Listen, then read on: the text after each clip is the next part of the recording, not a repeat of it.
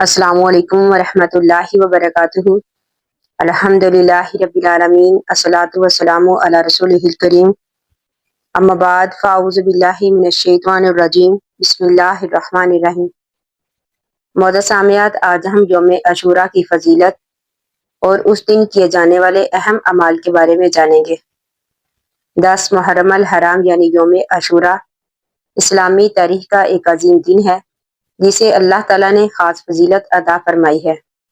ہمارے پیارے نبی کریم صلی اللہ علیہ وآلہ وسلم نے فرمایا کہ مجھے امید ہے کہ عاشوراء کا روزہ گزرے ہوئے ایک سال کے گناہوں کا کفارہ بن جاتا ہے، اس لیے اگر ممکن ہو تو 9 اور 10 محرم یا پھر 10 اور 11 محرم کا روزہ رکھیں۔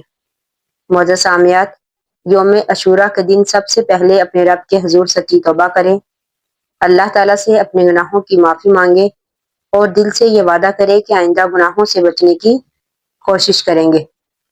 اس دن کثرت سے درود پاک پڑھیں، استغفار کریں اور سبحان اللہ، الحمدللہ، لا الہ الا اللہ، اللہ اکبر کا ورد کریں۔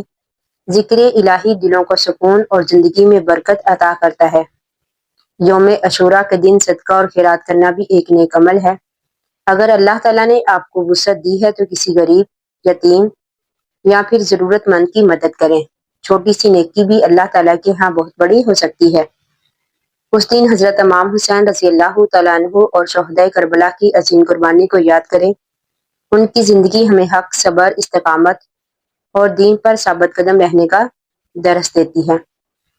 معزز سامعات، یاد رکھیں کہ عاشوراء کا اصل پیغام اللہ تعالیٰ کی اطاعت، نیکی اور حق پر ڈٹے رہنا ہے، تو اس لیے اس دن کو فضول مصروفیات میں ضائع نہ کریں بلکہ اللہ تعالیٰ کی عبادت کریں، دعا کریں اور نیک اعمال کریں۔